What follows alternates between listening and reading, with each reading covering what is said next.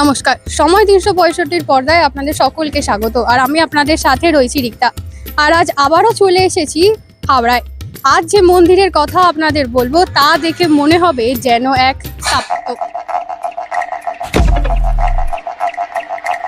হ্যাঁ, আপনারা ঠিকই শুনেছেন, হাওড়ার কোনাহাই রোড থেকে মাত্র ৫ মিনিটের দূরত্বে এক টুকরো রাজস্থান। আজ আমরা আপনাদের সামনে তুলে ধরবো হাওড়ার পাকুড়িয়ার সলপের এই সালাসার মন্দির।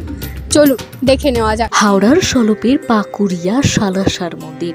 মূলত এই মন্দিরে পূজিত হন স্বয়ং বীর হনুমানজি। রাজস্থান থেকে নিয়ে আসা হয়েছে পাথর এবং মন্দিরের কারুকার্য নির্মাণের জন্য বিশেষ শিল্পে। মন্দিরটি দেখে আপনি মুগ্ধ হবেন। মন্দিরের দরজা খুলে যায় সকাল ৫:৩০ আর বন্ধ হয় রাত ৮টায়। সলপ হাইরোডের ওপর অবস্থিত এই মন্দিরটি নির্দিষ্ট একটি স্থান রয়েছে যেখানে আপনি জুতো রেখে মন্দিরে প্রবেশ করতে পারেন, একটি সুবিশাল কারুকার্যপূর্ণ দরজা দিয়ে। মন্দিরে অত্যন্ত পরিপূর্ণতার সাথে খোদাই করা হয়েছে বিভিন্ন দেবদেবীর মূর্তি, যা অত্যন্ত দৃষ্টিনন্দন। মন্দিরে রয়েছে একটি জ্বলন্ত হোমকুণ্ড।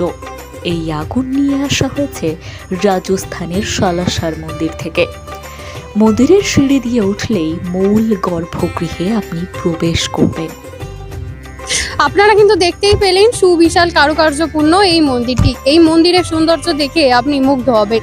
তাই বন্ধু বান্ধব এবং পরিবারের সকল সদস্যদের নিয়ে একবার হলেও ঘুরে যান হাওড়ার পাকুড়িয়া সলপের এই সালাসার মন্দিরে। ক্যামেরায় সুজনের সাথে রিক্তা মল্লিকের রিপোর্ট, সময় ৩৬৫, হাওড়া।